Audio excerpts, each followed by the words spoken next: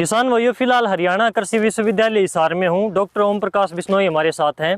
गेहूं एवं जो वैज्ञानिक है यहाँ पर प्रधान कृषि वैज्ञानिक हैं। गेहूं की जितनी भी वैरायटियाँ कृषि विश्वविद्यालय हिसार से जो निकलती हैं वो इन्हीं की देखरेख में निकलती हैं। और जहाँ पर फील्ड में हम खड़े हुए हैं यहाँ पर गेहूं की अलग अलग वैरायटियाँ लगी हुई हैं। यहीं से वैरायटियाँ तैयार होकर विकसित होकर आप तक पहुँचती हैं।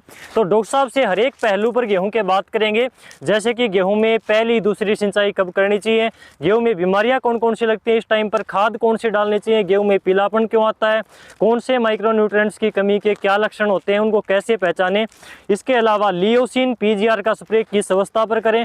और एक मेन समस्या गेहूं में कि गेहूं में आजकल बालियां समय से पहले निकलने लगी हैं, तो उसको कैसे ठीक करें, उसका क्या कारण है। तो सारे सवालों का जवाब डॉक्टर साहब से लेंगे एक एक करके। डॉक्टर साहब, आपका स्वागत है डियर किसान पर। धन्यवाद। सभी सुनने वाले किसान भाइयों को मेरी तरफ से नमस्कार। डॉक्टर साहब, सबसे पहले तो ये बताइए कि पहले पानी के बाद में गेहूं में पीलापन आने की शिकायत बढ़ जाती है। आमतौर पर पीलापन पहले पानी के बाद में ही देखा जाता है। पीलापन क्यों आता है, कौन कौन सी खाद की कमी से आता है, उसके लक्षण क्या होते हैं, कैसे पूरा करें, थोड़ा सा ये बताइए। तो सबसे पहले तो यही है कि किसान भाइयों को जो पहला पानी लगाते हैं उसके ऊपर पीलापन आने का मुख्य कारण ये रहता है कि जिस तरह गेहूं धान का जो फसल चक्कर है उसके अंदर किसान भाई जो है बिजाई के समय डीएपी तो नीचे डाल देते हैं, बिल्कुल, यूरिया खाद नहीं डालते, जिंक नहीं डालते नीचे। तो मेरा ये सबसे पहले यही सुझाव है कि बिजाई के समय आप जिस तरह डीएपी डालते हो उसके साथ पौना कट्टा से लेके एक बैग तक जो है यूरिया का भी आपको नीचे देना चाहिए, ताकि जो आपका धान का जो अपशिष्ट है, जो उसकी प्राणी है, उसको गलने के लिए भी तो नाइट्रोजन चाहिए। अगर आपने उसके अंदर यूरिया नहीं डाली है तो वो जमीन के अंदर जो भी नाइट्रोजन है वो गलने के लिए ले लेगा और पौधे के लिए कृत्रिम रूप से इसकी जो है नाइट्रोजन तत्व की कमी महसूस होगी और पत्ते पीले आपको दिखाई देने लग जाएंगे। तो इसलिए मेरा किसान भाइयों से यही अनुरोध है कि बिजाई के समय डीएपी के साथ साथ आप यूरिया खाद भी बेसल डोज में नीचे डालें और जिंक सल्फेट भी 10 किलोग्राम प्रति एकड़ के हिसाब से आपको डालना चाहिए, ताकि आपको पहले पानी के आसपास पीलापन दिखाई ना दे। पहले पानी के साथ में हम नॉर्मली यूरिया तो किसान डालता है, यूनिवर्सिटी सिफारिश भी करती है। तो जो किसान भाई क्या, क्योंकि 1-2 साल से डीएपी की काफ़ी किल्लत है, तो नीचे डीएपी जो नहीं डाल पाए फास्फोरस की पूर्ति के लिए, बाद में किसान के पास में क्या ऑप्शन रहते हैं? क्या यूरिया के साथ में पहले पानी के साथ में डीएपी या फिर पोटास वगैरह डाल सकते हैं? इसके बारे में थोड़ा सा और बताइए फार्मर को। जैसे हमारा जो अमूमन जो हमारी जो है समग्र सिफारिशें जो हमने कर रखी है रबी फसलों की, हमारे जो सस्य वैज्ञानिक है उन्होंने बताया हुआ है कि ये जो डीएपी है ये बेसल डोज में नीचे ही डालनी चाहिए, क्योंकि जो फास्फोरस है वो इमोबाइल तत्व है। जहां जमीन में डाल दिया वहीं रहेगा, जड़ उसके पास पहुंच गई तो पौधा उसको ले लेगा। नाइट्रोजन को अगर हम यहाँ डाल देते हैं और कमी यहाँ है तो ये चल के पौधे के पास आ जाएगी, मोबाइल है। तो इसलिए नाइट्रोजन को तो ऊपर से डाल सकते हैं, लेकिन फास्फोरस को ऊपर से डालने का डीएपी का हमारी रिकमेंडेशन नहीं है। फिर भी कहीं कमी है तो फास्फोरस की स्प्रे कर सकते हैं हम। स्प्रे कैसे करते हैं? 1.5 या 2 किलोग्राम आपने डीएपी ले ली, शाम के समय आपने उसको पानी में भे दिया और सुबह कपड़ छान करके बढ़िया साफ करके 100 लीटर पानी में मिला के स्प्रे करोगे तो उसका कंट्रोल होने के चांस रहते हैं। ऊपर से डीएपी छिड़कोगे तो वो नीचे जड़ों में तो जाएगी नहीं, आपका जो है उसको पौधों को जितना उपलब्ध होनी चाहिए उतनी मात्रा नहीं होती। ठीक है, तो ये तो हमने बात करी खाद की।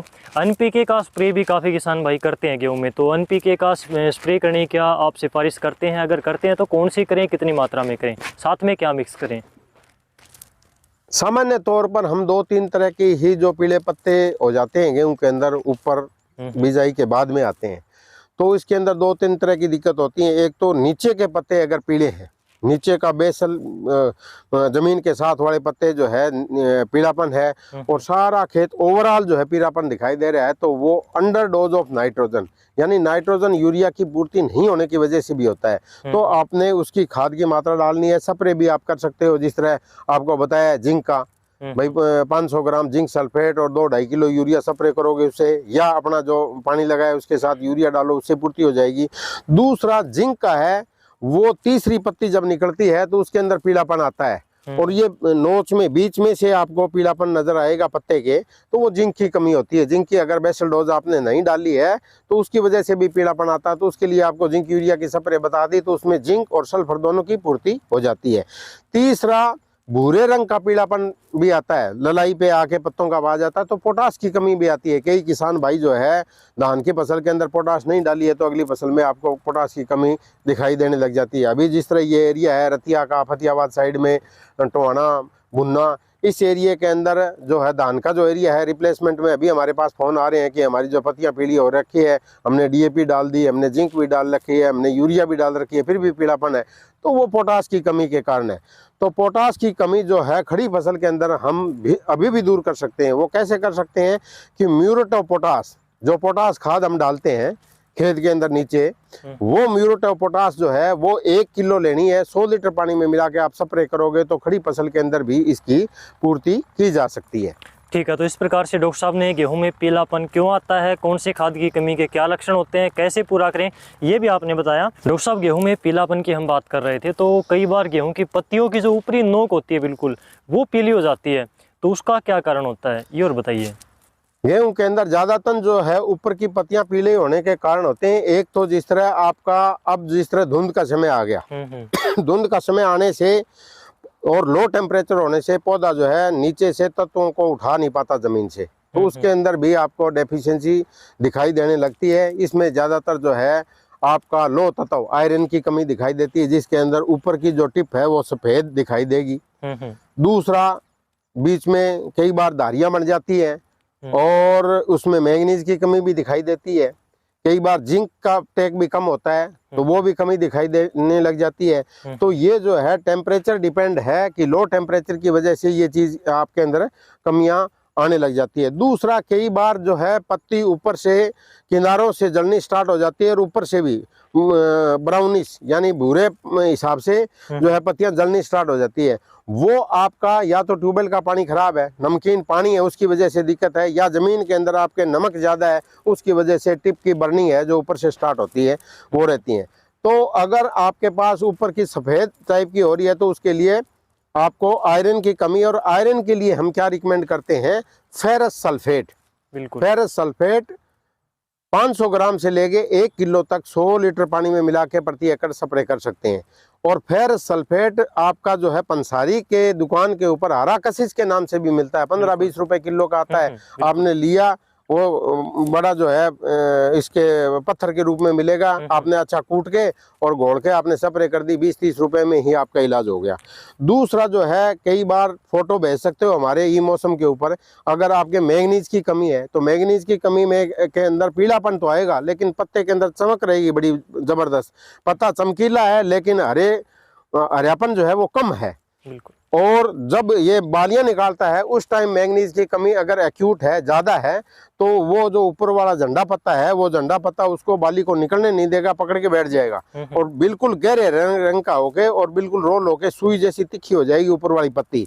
तो उस टाइम आप जो है मैंगनीज सल्फेट 500 ग्राम मैंगनीज सल्फेट 100 लीटर पानी में मिला के प्रति एकड़ स्प्रे कर देना, बालियां आराम से निकलेगी। फिर भी दिक्कत रहती है तो 1 हफ्ता के बाद में एक स्प्रे और कर सकते हो आप। मैग्नीशियम सल्फेट नहीं, मैंगनीज सल्फेट MnSO4 लेना है, वो आपका 500 ग्राम 100 लीटर पानी मिला के आप स्प्रे करोगे। डॉक्टर साहब, क्या यूरिया के साथ में जैसे आपने बताया मैग्नीज सल्फेट, फेरस सल्फेट और जिंक सल्फेट, तो क्या इनको हम एक साथ में स्प्रे कर सकते हैं या फिर अलग अलग, कौन सा कॉम्बिनेशन किसके साथ? अलग अलग करना चाहिए, साथ में करने से टॉक्सिसिटी होने के चांस रहते हैं। जिस तरह जिंक और यूरिया का कॉम्बिनेशन है, कर सकते हो, ठीक है। फेरस सल्फेट है, अकेला करना है। मैंगनीज सल्फेट है, अकेला करना है, ठीक है। NPK का जिस तरह आता है बना हुआ है रेडीमेड, उसको आप स्प्रे कर सकते हो, वो तो कट्ठा रेडीमेड चीज आई हुई है, उसको कर सकते हो। दूसरा, किसान भाई जो खाद है वो बेसल डोज में दे दी, पहले पानी में दे दी, दूसरे पानी में दे दी, ठीक है। यहाँ तक तो बालियां निकालने लग रही है, उसके बाद भी आप खाद डालने लग रहे हो।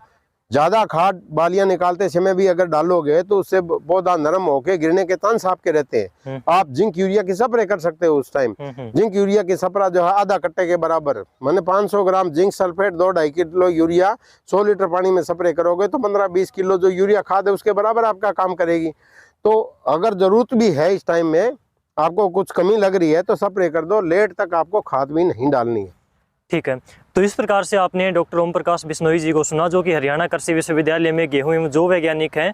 तो आपने ये वीडियो, अगर आपको जानकारी अच्छी लगी हो तो दूसरे किसानों तक भी शेयर करें, ताकि उनको भी ये जानकारी टाइम पर मिल सके। काफ़ी भ्रामक जानकारियाँ यूट्यूब पर फैली हुई हैं, तो एक वैज्ञानिक सही सटीक जानकारी आप तक मैंने पहुँचाई है। ज़्यादा से ज़्यादा शेयर करें। डॉक्टर साहब, आपने एक टाइम निकाल कर किसानों तक इतनी अहम जानकारी पहुँचाई, आपका बहुत बहुत धन्यवाद। धन्यवाद।